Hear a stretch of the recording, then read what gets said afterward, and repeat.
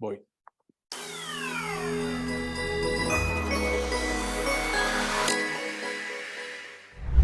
Bienvenidos a una edición más del Chat Médico Prevén. ¿Has tenido un dolor abdominal inesperado, con inflamación y sin ninguna causa aparente? Puede ser colitis.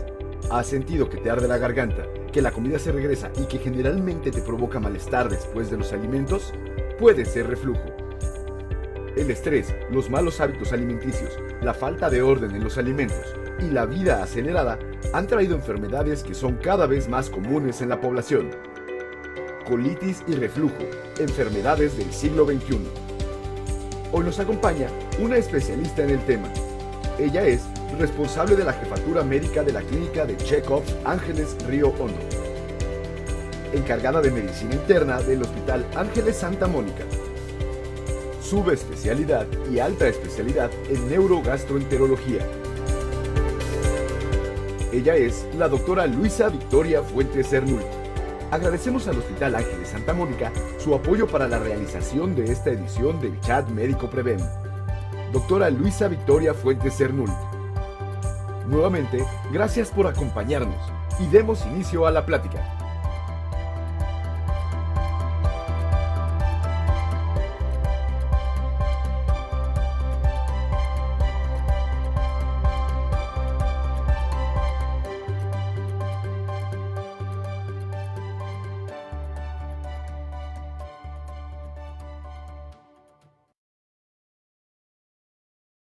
Hola, ¿qué tal? Buenas noches, bienvenidos.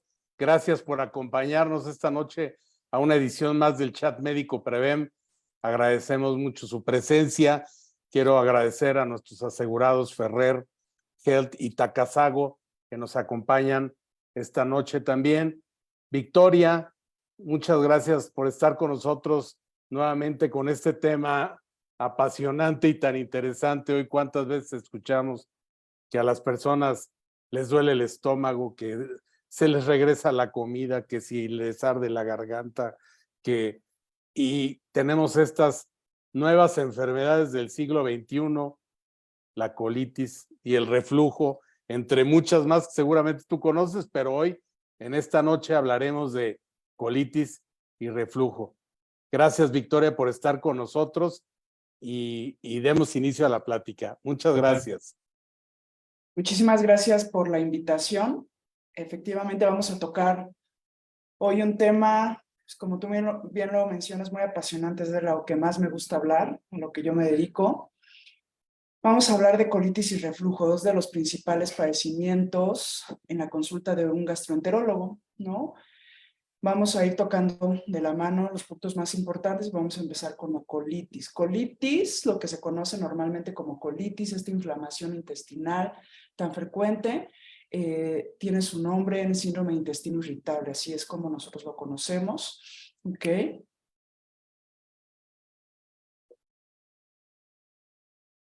¿Qué es? Es un trastorno intestinal funcional. En gastroenterología nosotros le decimos funcional o le decíamos funcional a todo lo que no tiene una causa orgánica, anatómica y que tiene establecidos ciertos criterios diagnósticos basados en síntomas que tienen que ver mucho con temporalidad. ¿Ok?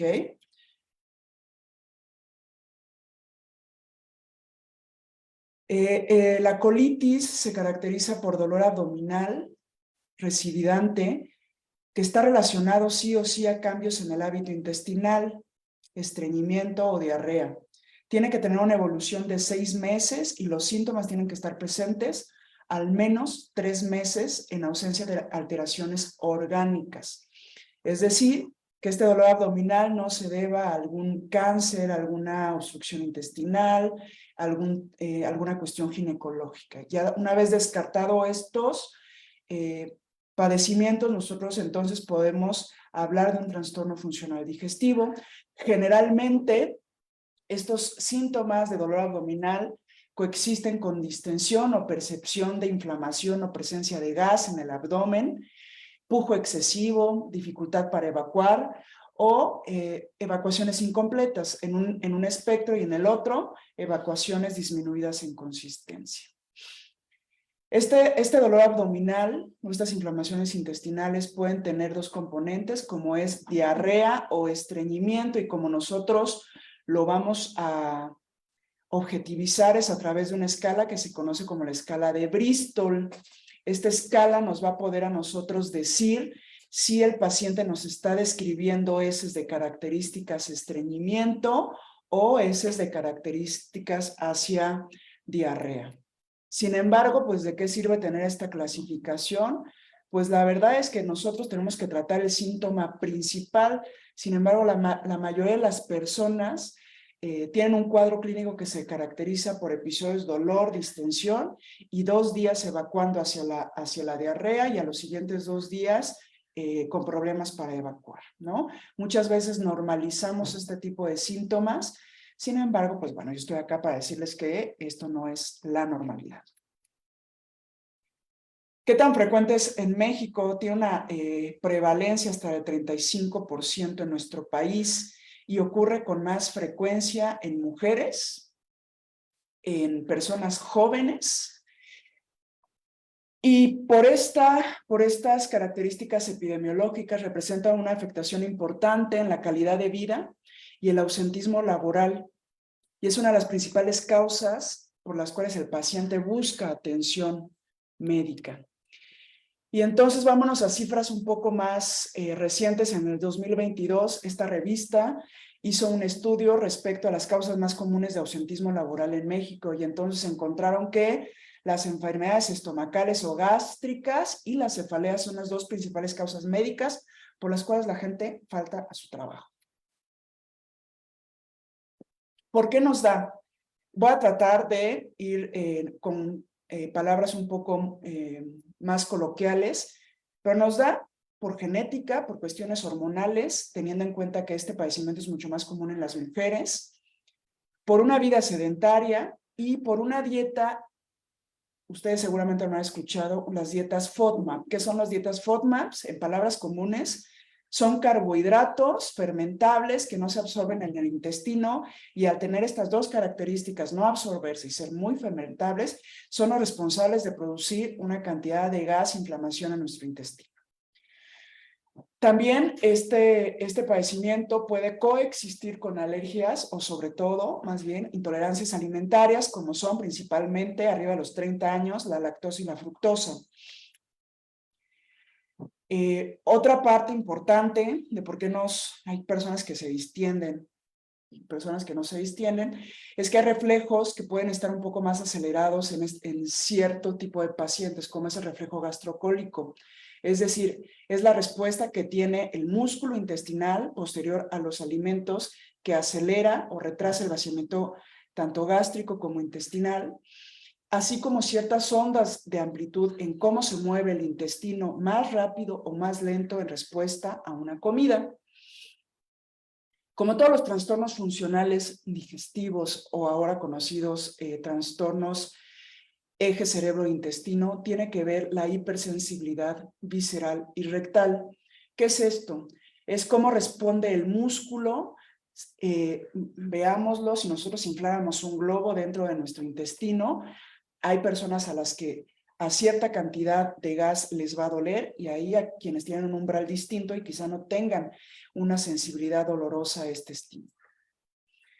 Esta diapositiva me gusta mucho porque todos estos factores que existían antes de la pandemia, como son infecciones previas que condicionan inflamaciones de bajo grado que pueden persistir 6 meses después de la infección inicial, la disbiosis, que es la alteración de familias bacterianas como pueden ser Firmicutes y Bacteroidetes, que se ven mucho más ahora después de la pandemia y que tienen implicaciones en la abundancia bacteriana, cómo estas bacterias intestinales a través de ácidos grasos, neurotransmisores, tienen una comunicación directa con el sistema nervioso central, y alteraciones psicológicas.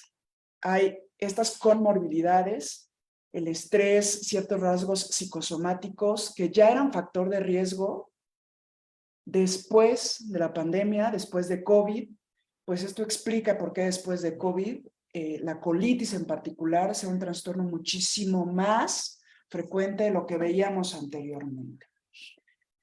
Estas 4 diapositivas les quiero decir por qué es importante COVID en colitis actualmente.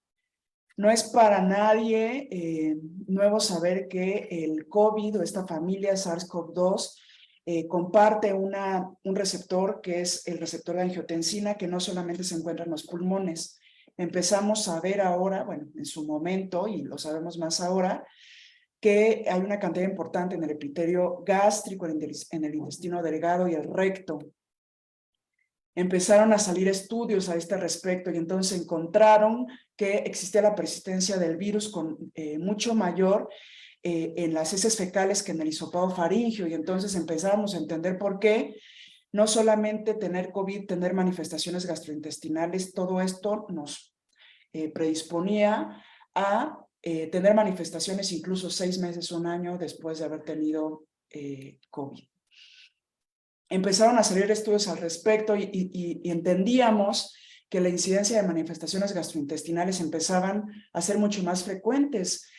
En un inicio las manifestaciones intestinales eran mucho más altas, hablábamos de anorexia, vómito, náusea, pero conforme pasaba el tiempo y los estudios empezamos a ver que había una inflamación tanto de bajo como de alto grado a nivel intestinal, y esto nos explicaba muchos padecimientos de lo que hoy conocemos como el COVID largo.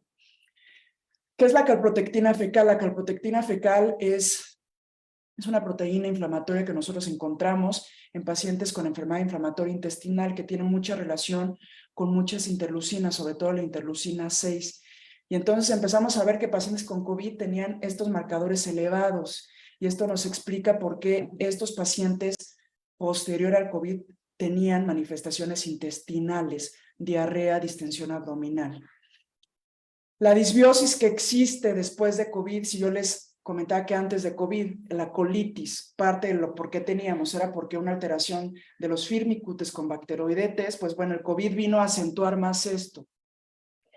Y entonces esto acentuaba un poquito más a la inflamación intestinal y a la expresión de los receptores de angiotensina. Y esto era importante porque no solamente teníamos una disbiosis antes, el COVID vino a ser de la microbiota intestinal un campo mucho más fértil para bacterias que normalmente no teníamos en el intestino, y entonces, pues bueno, ahora tenemos otro escenario con el cual trabajar posterior al COVID.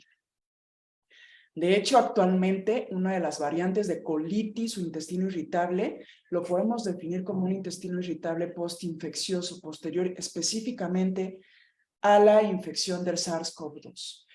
Y entonces, ¿por qué? Pues por la disbiosis, por el aumento de interleucinas 8, interleucina 6, calprotectina fecal, y una inflamación de bajo grado que nos va a tener un intestino muy susceptible, no solamente distensión abdominal, sino quizá diarreas de orígenes no tan comunes como las que teníamos antes de la pandemia.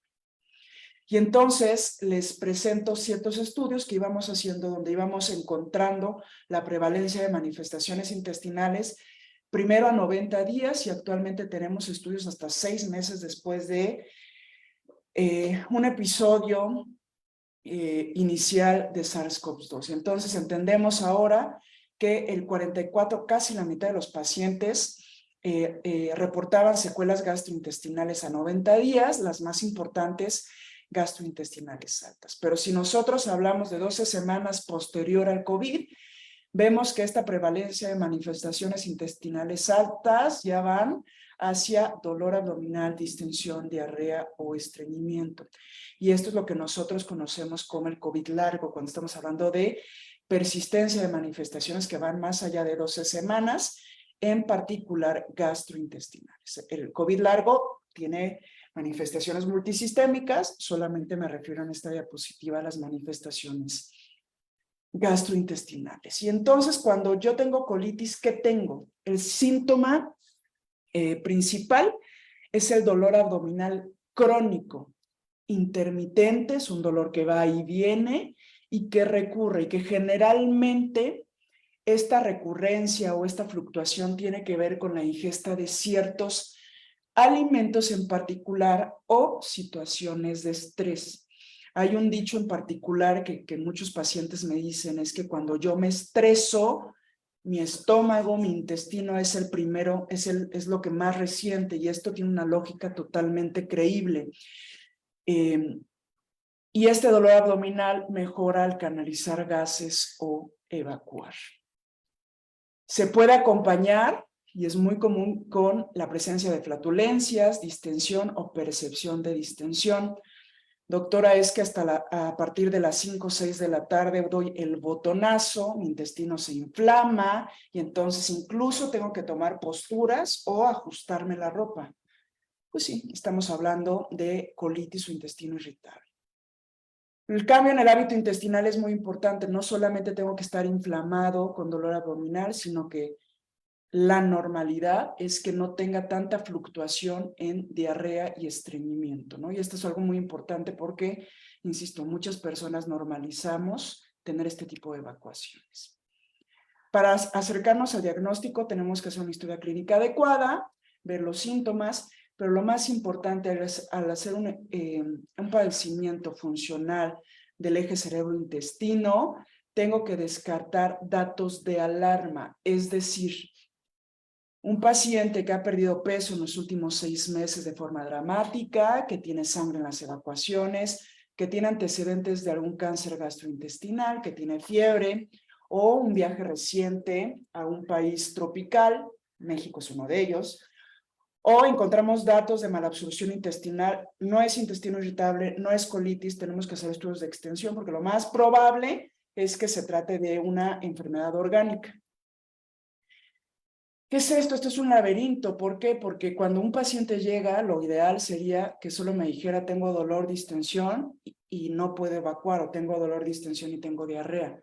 La mayor parte de las veces hay síntomas no gastrointestinales asociados que el paciente le da mucho más peso, como puede ser letargia, sensación de cansancio, dolor muscular por ciertas posturas que el paciente adopta para liberar el dolor abdominal, dolor de cabeza. Síntomas urinarios, esto es muy común en las mujeres por anatomía, cuando se inflama el intestino, las mujeres pueden tener muchos síntomas urinarios no relacionados a una vía urinaria afectada tal cual, problemas al momento de tener relaciones sexuales o incluso insomnio. ¿Cómo vamos a hacer el diagnóstico? Pues justamente con esto que les acabo de decir, ¿no? Es un dolor abdominal que tiene que tener una duración de 6 meses, antecedente a haber iniciado hace 6 meses con una duración de 3 meses y no estar asociado a una causa orgánica, ya sea en su predominio diarrea o estreñimiento. Es muy importante, no en México quizá, porque la prevalencia de enfermedad celíaca no es tanta, pero sí nosotros los gastroenterólogos tenemos que tener presente cuando tenemos un paciente con colitis y diarrea de forma crónica que no responde a tratamiento, considerar la enfermedad celíaca como una alternativa diagnóstica. Otra vez, y esta es una de mis diapositivas preferidas, es la escala de Bristol. Cuando nosotros le preguntamos a un paciente cómo está evacuando, la verdad es que es muy difícil que el paciente nos pueda, se pueda expresar de forma satisfactoria. Entonces nosotros a través de esta escala podemos decirle su es fecal a qué, a cuál de estos tipos se parece, y entonces nosotros poder decir si el paciente está yéndose hacia el estreñimiento o hacia la diarrea. Generalmente con esto basta. Sin embargo, cuando empezamos a dar tratamiento y no hay una respuesta adecuada, tenemos que hacer exámenes adicionales y no olvidar la prevalencia de enfermedad celíaca, que puede llegar a ser hasta el 40% en cierto tipo de poblaciones, o la prevalencia de sobrepoblación bacteriana del intestino delgado, que puede estar hasta en el casi 90% de los pacientes. Esto es algo que es importante. ¿Por qué? Porque una colitis, un intestino irritable, tiene que tener un tratamiento con un médico gastroenterólogo por este tipo de situaciones, ¿no? Porque la colitis es algo más allá de me inflamo y me lleno de gases. ¿Ok? Esta gallina y pollito pueden parecer exactamente lo mismo, pero las imágenes no son iguales, y eso pasa lo mismo cuando hacemos un diagnóstico diferencial. Tenemos que considerar la intolerancia a la lactosa, enteropatías inflamatorias, datos de malabsorción, identificar datos de alarma en un paciente que pueda tener riesgo de cáncer colorectal, enfermedad diverticular, una enfermedad inflamatoria pélvica o la endometriosis, que es un diagnóstico diferencial ginecológico muy importante para las mujeres con intestino irritable. ¿Cómo lo vamos a tratar? El tratamiento médico, sí, se los voy a mencionar, me voy a detener un poquito más en el tratamiento de... Yo siempre les digo a los pacientes, yo no les voy a decir qué comer, sino les voy a decir qué alimentos nos pueden causar más producción de gas intestinal. Cuando nosotros vamos a tratar el intestino irritable, tenemos que tratar el síntoma principal y entonces tenemos que identificar si esa colitis detrás hay una hipersensibilidad visceral, hay disbiosis, el paciente tiene antecedente de haber tenido COVID, tiene factores de riesgo para sobrecrecimiento bacteriano, incluso considerar la neuromodulación del dolor. La fibra y la dieta de restricción es muy importante, pero esta dieta de restricción tiene que ser supervisada por un profesional de la salud y no es sustentable más allá de 4 a 8 semanas. Es decir, una dieta que se restringe en estos carbohidratos no absorbibles y fermentables no debe ser llevada más allá de 4 a 6 semanas. Esto es muy importante. Cuando el intestino necesita fibra de la que es soluble y de la que el intestino le va a costar trabajo, pero vean estas fibras insolubles como pueden ser garbanzos, ciertas semillas, ciertos cereales, que lo único que van a hacer es incrementar las molestias del paciente. El dolor, tenemos una amplia gama de antiespasmódicos conocidos en el mercado, como puede ser bromuro de etilonio, dicicloverina, bromuro de pinaverio, que van a ir directamente para relajar el músculo del que está hecho el intestino. Inhiben la contracción muscular lisa al competir con las terminaciones de acetilcolina en la parte postganglionar del músculo intestinal y a través de este mecanismo va a desinflamar y a quitar el dolor. Y entonces, rápidamente les comento, si tenemos diarrea, tenemos forma de modular los receptores de serotonina a través de ciertos medicamentos que van a disminuir el tránsito colónico y que van a incrementar la absorción de líquidos. O otro tipo de receptor, que es el tipo 4, en pacientes estreñidos, van a incrementar la motilidad colónica, la secreción de líquidos y electrolitos y con esto van a aumentar o van a hacer una eficaz mucho más satisfactoria. Los laxantes, el por excelencia es el polietilenglicol, que es el más usado actualmente en los pacientes con intestino irritable de predominio estreñimiento, y actualmente tenemos dos tipos de medicamentos como pueden ser la lubiprostona y la linaclotide, que nos van a ayudar a secretar líquido a la luz intestinal y va a ser muy benéfico en pacientes con intestino irritable de predominio estreñimiento. Si yo les digo que todo esto tiene que ver con una disbiosis, con COVID, con alteración de bacteroidetes y firmicutes, no es difícil pensar que parte medular de los pacientes con intestino irritable tiene que ver con modular la composición bacteriana del tracto gastrointestinal y esto lo hacemos a través de antibióticos no sistémicos como por ejemplo la rifaximina. Cuando yo hablo de actualmente cómo se conocen los trastornos funcionales digestivos, que se conocen como trastornos del eje cerebro-intestino, no me estoy refiriendo a que porque me estreso entonces me duele. Con todo esto que les he venido comentando, ahora sabemos que es más que eso. Es decir, nuestra recomendación como profesionales de la salud nunca tiene que ir dirigida a señor, deje de estresarse, ¿no? Son dos cosas que se confunden muy fácilmente. Y se los digo porque actualmente parte del control del dolor, de la diarrea, tienen que ver con medicamentos que son neuromoduladores. Los neuromoduladores son medicamentos que usan los psiquiatras y yo se los digo a los pacientes. Ellos los usan en dosis y con propósitos muy diferentes. Nosotros lo usamos para actuar sobre la modulación neuromuscular que hay a través del músculo y que tiene que ver con sensibilidad, con receptores que van directamente o que están interconectados directamente al sistema nervioso central. Nosotros no damos neuromoduladores y lo que menos queremos es que el paciente salga de nuestro consultorio pensando que le estamos cobrando por decirle que, porque está estresado, le estoy dando este medicamento. Son dos cosas totalmente diferentes. Los neuromoduladores nos quitan la percepción del dolor, nos mejoran la percepción del dolor, nos controlan la motilidad intestinal y es por eso que nosotros llegamos a usar este tipo de medicamentos.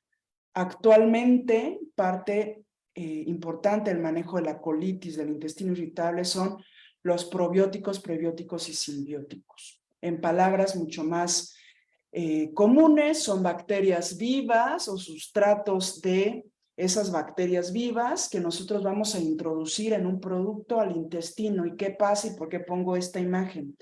Actualmente en el mercado hay una gran cantidad de oferta de probióticos, prebióticos, simbióticos. Sin embargo, cuando yo hablo de dar probióticos al intestino, son cepa específicas, son un probiótico, una bacteria muy específica que ha demostrado tener mejora en el tratamiento de estos pacientes. Si nosotros nos tomamos estos probióticos en el cual vienen muchos millones y billones de tal y billones de tal y billones de tal, uno, no sabemos si esas bacterias les sirven al intestino. Y dos, lo único que estamos haciendo es crear más disbiosis en ese intestino y entonces estamos perpetuando los síntomas del paciente.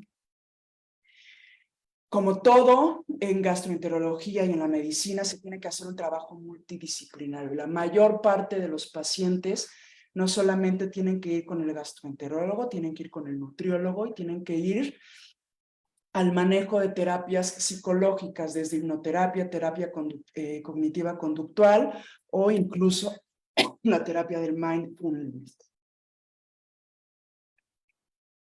Generalmente la respuesta del paciente es a través de estas tres áreas. Y entonces me puedo detener a decirles que cuando ustedes tienen distensión abdominal, dolor, tienen que ser valorados realmente por especialistas de la salud dedicado a ver este tipo de padecimientos. Esto respecto a la colitis. Y entonces ahora voy a hablar de un padecimiento que es el reflujo, ¿no? ¿Quién no ha tenido reflujo a lo largo de su vida? Epidemiología en México, hasta el 40% de los pacientes, de las personas, han tenido por lo menos pirosis, es decir, ardor, molestias en la parte alta del estómago y regurgitación. ¿Ok? Hasta el 2005, 2010 no había un estudio especialmente en México de la prevalencia del reflujo. Fue hasta el 2015 que hicieron un estudio que se conoce como el estudio Sígame, es un estudio de síntomas gastrointestinales en México, esas las siglas, y entonces encontraron que la pirosis o regurgitación tiene una prevalencia por lo menos una vez a la semana de hasta el 12%, y es mucho más frecuente en hombres con un nivel de escolaridad universitarios o profesionistas y un estrato socioeconómico alto. Saquen ustedes sus conclusiones. Yo lo único que puedo concluir es que quizá esto tenga que ver con el acceso a cierto tipo de alimentos o cierto ritmo de vida que puede predisponer a la enfermedad por reflujo gastroesofágico. La segunda parte de este estudio, que se hizo años después, encontró estos datos, que el 60% de la población en México tiene algún dato de enfermedad por reflujo gastroesofágico y el 65% mostraba algún grado de obesidad. Y quiero mostrarles esta diapositiva. Esta es la prevalencia de obesidad en el 2021, justamente en este grupo de edad 12-19 años. Vean que la prevalencia de obesidad en la mayor parte de las regiones de nuestro país araña el 50%. Y entonces esto explica, entre otras cosas, por qué es tan prevalente la enfermedad por reflujo gastroesofágico. ¿Cuál es el cuadro clínico del reflujo? ¿Qué siento? Pues siento pirosis y regurgitación. ¿Y qué es eso?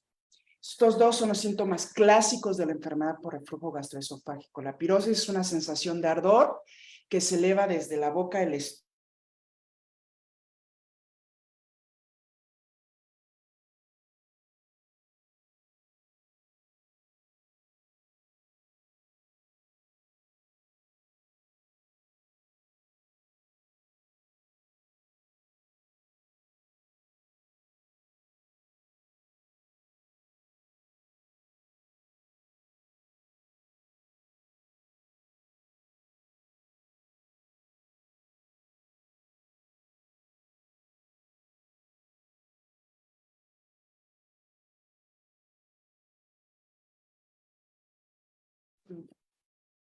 diafragmática.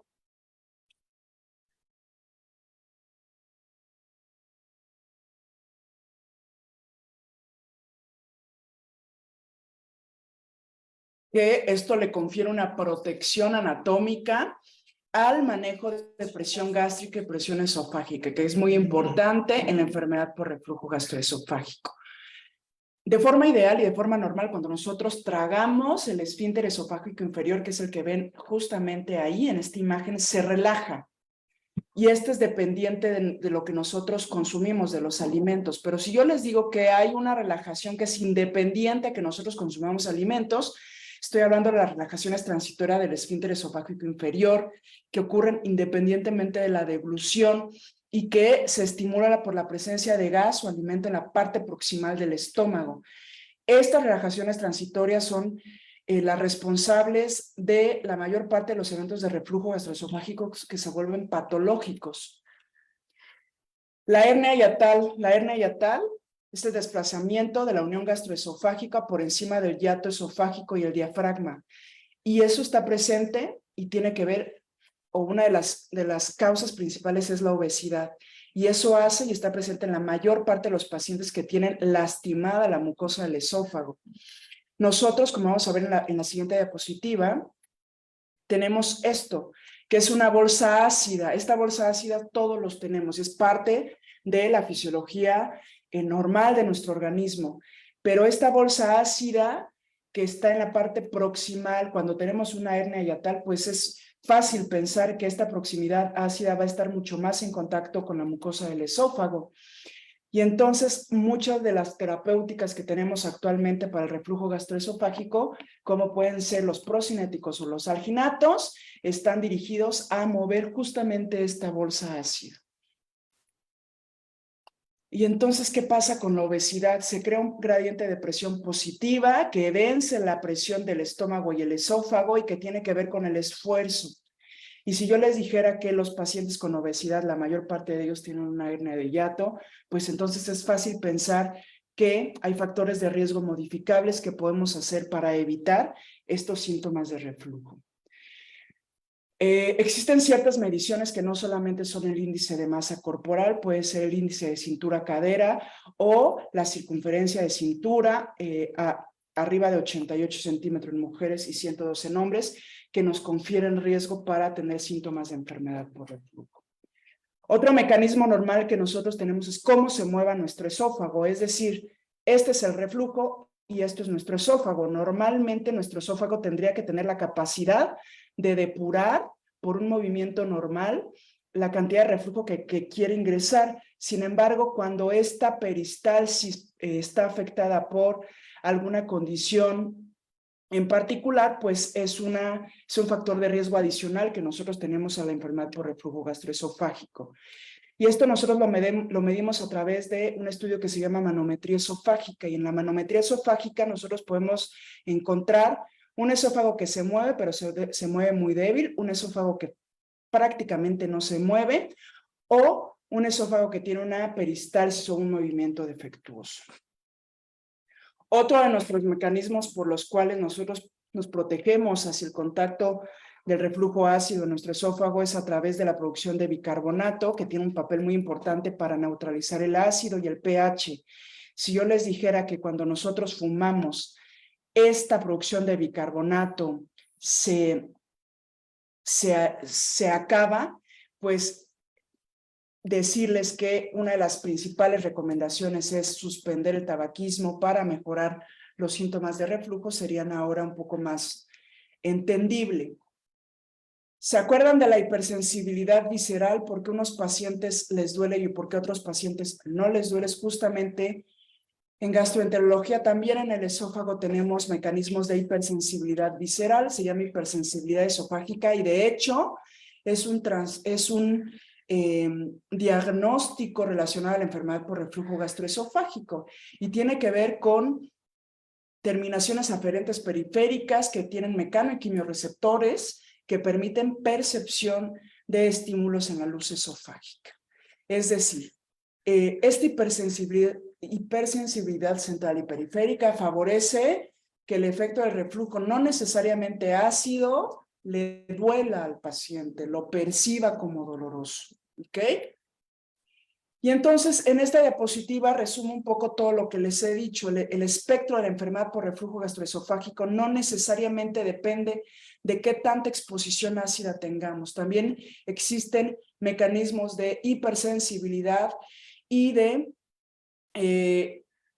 exposición ácida que nos hacen tener 3 fenotipos de la enfermedad por reflujo gastroesofágico y por lo cual para nosotros tener estos 3 fenotipos, pues es necesario hacer ciertos estudios que les voy a comentar. Y entonces, vean todos los mecanismos que están implicados para que un paciente tenga síntomas de reflujo. No solamente son agruras, no solamente es tengo sensación de reflujo. Existen varios mecanismos que tienen que ser integrados por un profesional de la salud adecuado para el manejo de enfermedad por reflujo gastroesofágico. Y ese profesional de la salud es el gastroenterólogo. ¿Ok? Hasta ahorita, dentro de por qué tenemos reflujo, yo no les he mencionado el papel de los alimentos. Y quédense con eso. ¿Cómo vamos a hacer el diagnóstico? Pues los síntomas, ¿no? En pacientes que no tienen datos de alarma, nosotros podemos inferir que si tienen síntomas típicos de enfermedad por reflujo gastroesofágico, les vamos a dar tratamiento por 8 semanas con inhibidores de bomba de protones. Esto es lo que nos dice, con alta sensibilidad y especificidad, el último consenso de el tratamiento de la enfermedad por reflujo gastroesofágico. ¿De qué nos sirve la endoscopía? Pues claro que es útil. Es útil para detectar las complicaciones, como pueden haber acá son grados de esofagitis muy avanzadas o incluso presencia de metaplasia intestinal. La metaplasia intestinal es el cambio de las características del epitelio del esófago cuando está expuesto a periodos largos de reflujo patológico. Y nos sirve cuando damos tratamiento y no funciona, cuando el paciente tiene datos de alarma como datos de sangrado gastrointestinal o previo a una cirugía antirreflujo. Y este dato es muy importante. Si yo les dijera que de 10 pacientes que tienen reflujo, solo 3 van a tener estas características de lesiones evidentes diagnósticas de enfermedad por reflujo, les estoy dejando un 70% de pacientes al aire que no se van a diagnosticar por una endoscopía. Y no estoy satanizando la endoscopía es un estudio de utilidad muy importante para detectar complicaciones. Sin embargo, me está dejando sin diagnóstico al 70% de los pacientes. ¿Y qué hago? No todo es la endoscopía. Tengo un estudio que es el estándar de oro para diagnosticar el reflujo, que es una pHimetría de 24 horas con y sin impedancia. Es un catéter que yo le pongo al paciente por la nariz y que me va a dar esta información y me va a decir en 24 horas de todos los reflujos, tantos tienen un pH abajo de 4, que es los que a mí me hacen hacer el diagnóstico de enfermedad por reflujo gastroesofágico. Y actualmente la tecnología que nos permite las últimas pHimetrías es ponerle impedancia. Y esto nos hace decir si este reflujo es ácido, no ácido, si es incluso un problema de aerofagia o cierto tipo de eructos que están relacionados a la enfermedad por reflujo gastroesofágico y tener estos índices sintomáticos que para mí son muy importantes, que son la pirosis funcional y la hipersensibilidad esofágica. Si nosotros tenemos a estos pacientes, no van a responder solamente al tratamiento con inhibidores de bomba de protones. Y los inhibidores de bomba de protones son medicamentos que podemos obtener libremente en la farmacia y estar tratando de forma crónica. La enfermedad por reflujo gastroesofágico va más allá de los inhibidores, va más allá del omeprazol, pantoprazol, barbabazol, todos los azoles que nosotros conocemos, va más allá de la enfermedad por reflujo gastroesofágico. Y este es un ejemplo de cómo la impedancia me puede decir que sí, eventualmente, esto es un pH que cae por debajo de 4 y que es un movimiento que va de abajo hacia arriba. Esto es un reflujo, no es un trago normal, ¿no? Entonces, nosotros a través de esta tecnología podemos decir al paciente, sí, tiene reflujo, no tiene reflujo, tiene un problema de sensibilidad o tiene un problema que no es susceptible a ser tratado con inhibidores de bomba de protones. El papel de la manometría, las hernias de hiato. Cuando nosotros tenemos la sospecha de un paciente tener una hernia de hiato, el diagnóstico nos lo va a hacer la manometría de alta resolución. Muchas veces las endoscopías tienden a ser muy subjetivas, pero si yo quiero mandar a este paciente a una cirugía antirreflujo, tengo que decir de qué tamaño es la hernia de hiato y ese estudio nos lo va a dar la manometría de alta resolución. ¿Cómo vamos a tratar? Pues otra vez, ¿no? Lo más importante es corregir el estilo de vida y ciertos hábitos higiénico-dietéticos o vicios que tenemos en nuestro día a día. Existe la creencia de que los alimentos altos en grasas o comemos muy rápido o que el alcohol, el café, el chocolate nos pueden dar más reflujo. Claro que sí, porque esto tiene implicaciones en la relajación del esfínter esofágico inferior. Se ha demostrado que hacer ejercicio moderado 30 minutos por día, mantener un índice de masa corporal en 25, elevar de 28 a 35 grados la cabecera de la cama, que esto viene a ser 2 almohadas, y suspender el tabaquismo nos van a ayudar. Y vean, y esto creo que es la diapositiva más importante de la enfermedad por reflujo gastroesofágico. Vean la razón por la cual yo les digo aguas con el chocolate, aguas con el picante, aguas con la sal, aguas con el café, el alcohol, las bebidas carbonatadas, el consumo de grasas. ¿Por qué? Porque la mayoría de ellos va a tener una repercusión importante en las presiones del esfínter inferior o cómo se vacía el contenido gástrico del esófago al estómago y del estómago al intestino delgado, y esto tiene una repercusión importante en la percepción de síntomas.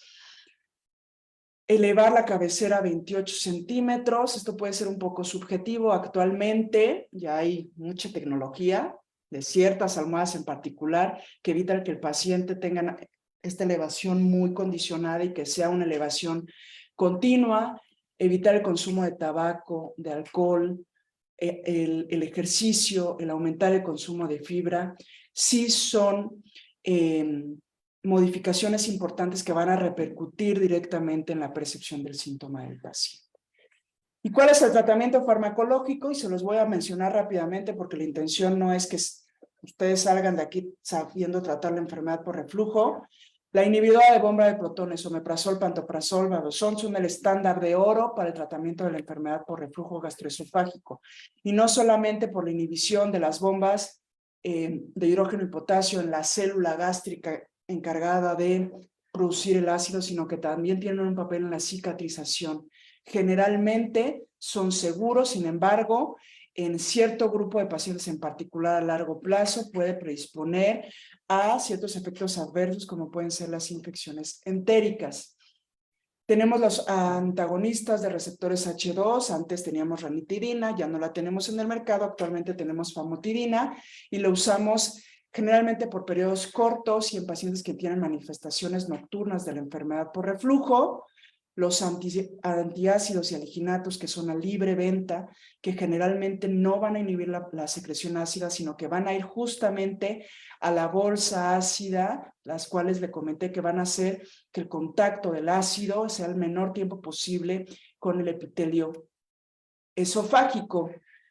Actualmente se usa de forma indiscriminada para esta patología procinéticos. ¿Qué son los procinéticos? Son medicamentos que aumentan la motilidad intestinal, porque los síntomas de enfermedad por reflujo se pueden confundir con otras patologías como las gastritis, ciertas alteraciones del vaciamiento gástrico que pudiéramos confundir con enfermedad por reflujo gastroesofágico. Hay un medicamento que es el baclofeno, que por excelencia y utópicamente debería ser el tratamiento de elección porque inhibe, es un agonista de los receptores y disminuye las relajaciones transitorias del esfínter. Sin embargo, los efectos adversos que tienen estos medicamentos hacen que no sean actualmente el tratamiento de elección.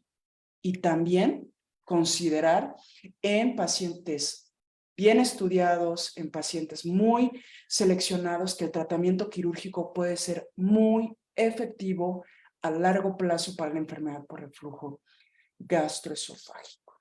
Para llevar a casa, los síntomas de reflujo y colitis son de las principales causas de consulta de un médico gastroenterólogo y es una causa importante de deterioro en la calidad de vida.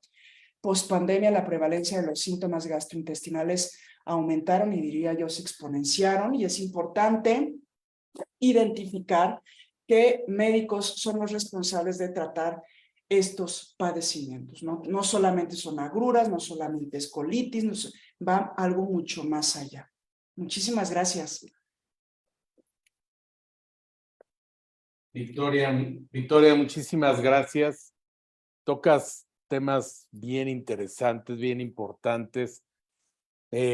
Estos padecimientos se han vuelto muy de la cotidianeidad de la población y todos los amigos son expertos en colitis y en reflujo. Y entonces todos te dicen, no tomes leche, no comas queso, te dan una serie de explicaciones y recetas que, bueno, ahorita tú acabas de dar una gran explicación y yo tengo aquí algunas preguntas que he seleccionado y vamos con la primera. ¿Qué relación tiene la tos crónica con el reflujo? ¿Es el único síntoma y se detona en episodios de estrés? ¿Qué tratamiento sugiere y dónde podemos contactarla, doctora? Muchas gracias por la pregunta. A ver, la tos sí es una manifestación extraintestinal del reflujo. La tos no es lo más común que como único síntoma tenga relación con el reflujo. Generalmente un paciente que tiene tos tiene ardor en boca del estómago y regurgitación y además tos. Si este es el caso, el tratamiento es con inhibidores de bomba de protones. Si no responde, habrá que demostrar que esa tos o ese síntoma superior tiene relación con reflujo y para eso existe la pH-metría, ¿no? Muchas veces la tos crónica, sobre todo después de pandemia, es por temas de hipersensibilidad laríngea, muchas otras causas, y es muy fácil. El reflujo, todo el mundo le echa la culpa y no responden. Se tienen que estudiar mucho más a profundo. Yo estoy en el Hospital Ángeles Santa Mónica. Bueno, ya el licenciado les dará mis datos más adelante. No, si quieres, si quieres claro. compartir tu correo o teléfono. Mi correo es doctora.hernult@gmail.com y estoy les comentaba, en el Hospital Ángeles Santa Mónica, en el consultorio 110. El teléfono del consultorio es el 55 38 93 11 39. Y con mucho gusto, ahí les podemos dar una orientación. Tengo más preguntas. Claro. Aquí hay una pregunta que me parece interesante que dice, ¿qué papel juega el ejercicio en el tratamiento de la colitis? Es muy importante. Una de las variantes de la colitis del intestino irritable es el estreñimiento. Se habían tenido muchos mitos respecto, entre más ejercicio haces, más se movía el músculo intestinal. No es tan así. Sin embargo, el estímulo que nosotros tenemos al hacer ejercicio puede tener cierto beneficio, no solamente en movimiento intestinal, en ciertos reflejos de los cuales les hablé que estén más aumentados en este tipo de pacientes, incluso en la microbiota intestinal de los pacientes. Entonces sí tiene una relación muy importante. Una pregunta más aquí. Bueno, ya te quieren hacer una consulta vía Zoom. No puedo comer carne. Con solo una pequeña porción me inflamo y tengo muchas molestias que solo con el pinaverio pasa. ¿Me puedo curar? Sí, por supuesto que te puedes curar. A ver, sí, los alimentos son importantes, ¿no? Obviamente tienen importancia, pero cuando un intestino está disbiótico de forma crónica e inflamado, tú puedes comer el consomé más libre de grasa, la pechuguita asada, y te vas a inflamar, porque los síntomas en ese momento no dependen tanto de lo que comiste, dependen mucho de la disbiosis intestinal que tienes. Entonces, si no se corrige eso, el pedazo de carne, lo más sano que pueda parecer, te va a causar síntomas. Por supuesto que tiene solución. Ahora tengo aquí otra pregunta interesante. ¿Es posible tener la garganta irritada por reflujo? Creo que eso ya lo dijiste, pero creo que vale la pena. Sí, es una pregunta muy importante. Nosotros trabajamos de la mano con los otorrinos. Y vuelvo a lo mismo. echarle la culpa al reflujo es lo más fácil. Sin embargo, los otorrinos tienen métodos en los cuales tienen instrumentos parecidos a la endoscopía, en los cuales ellos no solamente ven la garganta, ven un poco más profundo y tienen datos indirectos de enfermedad por reflujo gastroesofágico. Nada más abrir, asomarse y ver un poquito rojito no es indicativo de que eso sea enfermedad por reflujo gastroesofágico.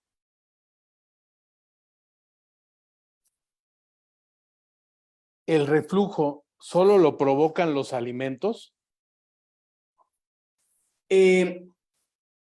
Como les mencioné, hay mecanismos compensatorios que nosotros tenemos, como puede ser la integridad de la unión gastroesofágica. Un paciente con obesidad o con una hernia de hiato va a tener reflujos con las cosas más sanas o con las o simplemente va a ser postural, ¿no? Entonces sí, tiene importancia, pero generalmente los pacientes que tienen complicaciones de la enfermedad por reflujo son asintomáticos, tienen un factor predisponente que hay que corregir, ¿no? Ok, qué interesante.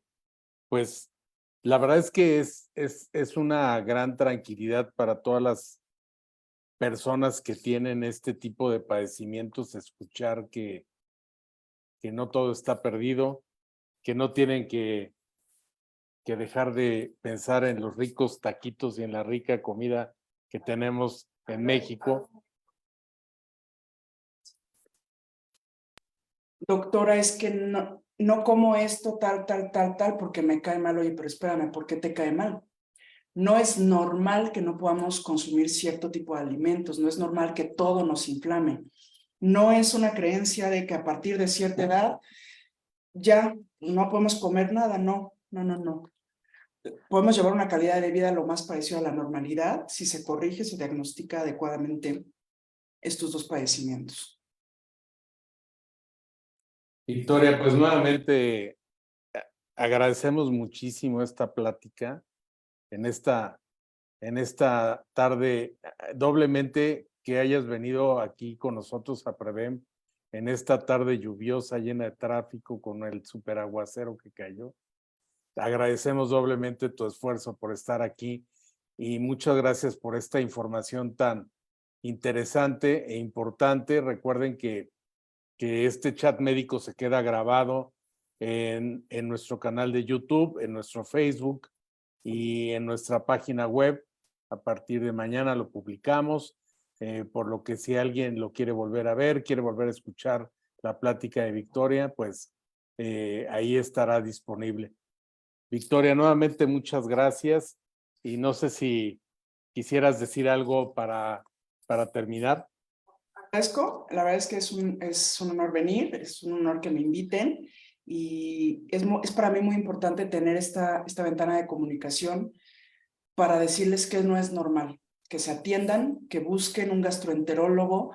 Este tipo de padecimientos generalmente los trata todo el mundo y de pronto se pueden llegar a complicar los pacientes o pues afectar la calidad de vida de forma importante, ¿no? Entonces, muchas gracias por la invitación. Muchas gracias, Victoria. Y bueno, pues muchas gracias a todas las personas que hoy nos acompañaron. Se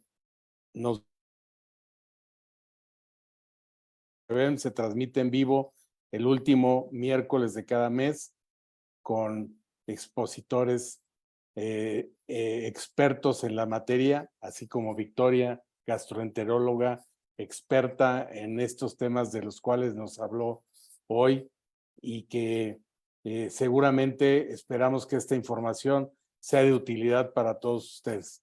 Muchas gracias por acompañarnos.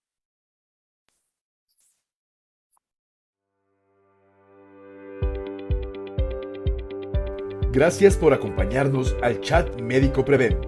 Te recordamos que este se realiza de enero a noviembre, el último miércoles de cada mes, por las plataformas Zoom y Facebook Live. Los esperamos en la próxima edición del Chat Médico Prevem.